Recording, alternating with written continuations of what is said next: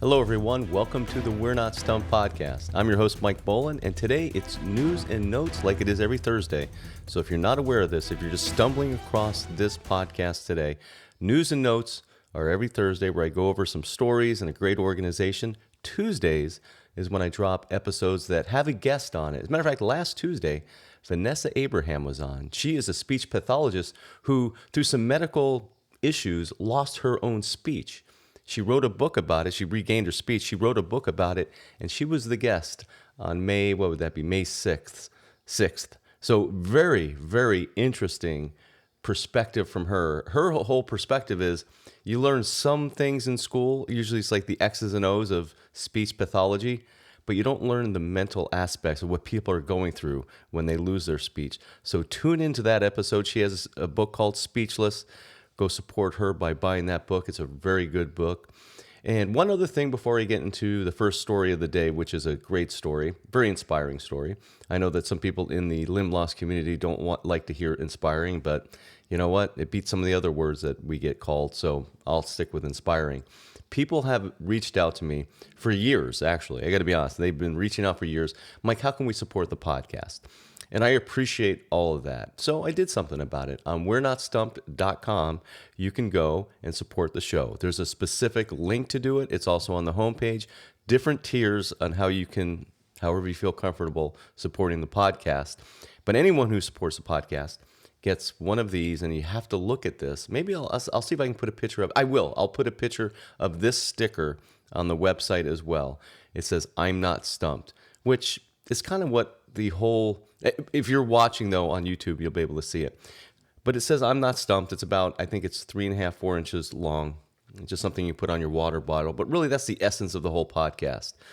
Whether we have limb loss, we have a different disability, we're differently abled, as they say, doesn't mean we're stumped in life. You know, we get to continue to move on. And as I said a couple of weeks ago, still have confidence, walk proud. Hey, I'm not stumped. So if you want to support the show, go to we'renotstumped.com, and please, I would appreciate it. And thank you for all the inquiries about that. Now you have the opportunity. So let's get to the first story. And this one's pretty interesting. The headline is, Calamus-Wheatland golfer leading varsity team 2 months after leg amputation. And this comes courtesy of KWQC, and they are kwqc.com. The byline, the writer, is Joey Donia. So this comes out of Calamus, Iowa. And here's how the story goes. Calamus-Wheatland freshman golfer Carter Henning has an incredible drive. The distance he can hit the ball is impressive, but what's extraordinary about Carter is how far he's come in just the past 2 months after a horrific accident. And here's a quote from Carter. "I was going snowmobiling with my buddies, and we were checking one of the snowmobiles, and we were running the track while me and my friend were holding the snowmobile up, and some part of the track snapped and went back into my leg." Ooh, that's what Carter Henning said. Doctors tried several surgeries to try to save the leg, but were unsuccessful. Here's another quote from Carter.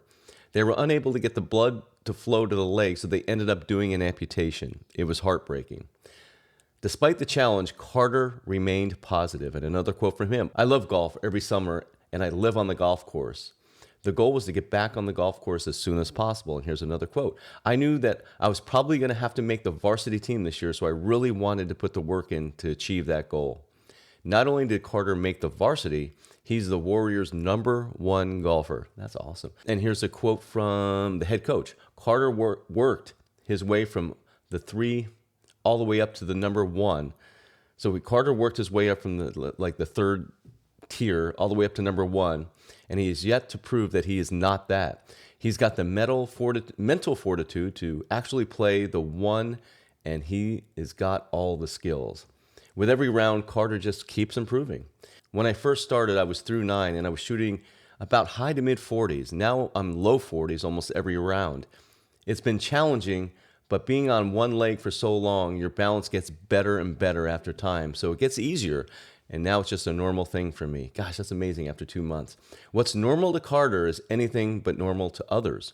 And here's another quote, and this is from one of his teammates.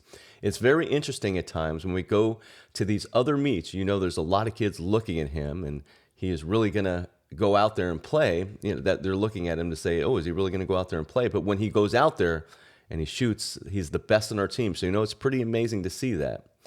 And here's another quote. I think it's really good for all of us because when we get down on ourselves, he's always there. And it really shows that bad stuff can happen and you can really work your way through it to get where you're going. And that's from another sophomore golfer. That's from Cole Green, that quote was.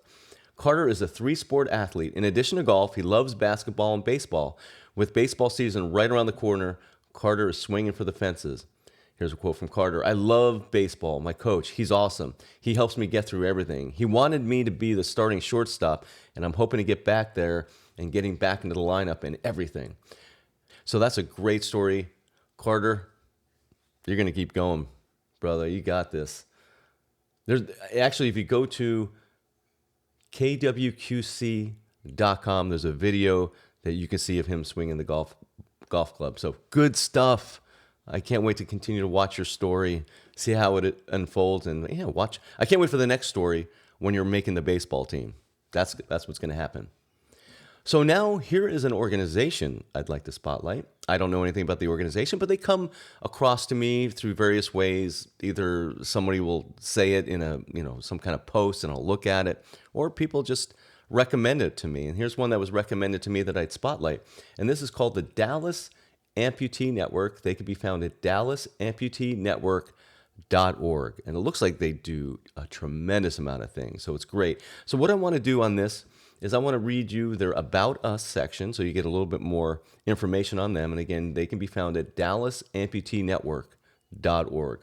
So here's what their About Us says. The Dallas Amputee Network, also known as DAN, D-A-N, is a 501c3 nonprofit organization that takes pride in supporting, mentoring, and guiding amputees, their families, their caregivers in the North Texas area. Now, here's their mission.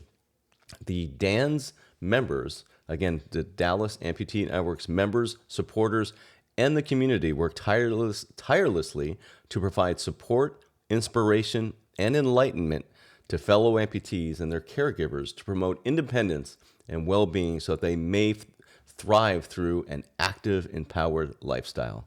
And here's their goals. We work to present programs and distribute information to our members and the amputee community about new research, materials, and techniques in prosthetics. We promote physical fitness, social interaction, and giving back to the community to help provide a healthier lifestyle for everyone. Well, here's a little bit about their founder. Their founder was born on September 15th, 1941, and unfortunately passed away on July 24th of 2017. And she's just referred to as Ellen. I don't know what her last name is because it's not mentioned on this website, but let me read a little bit about her.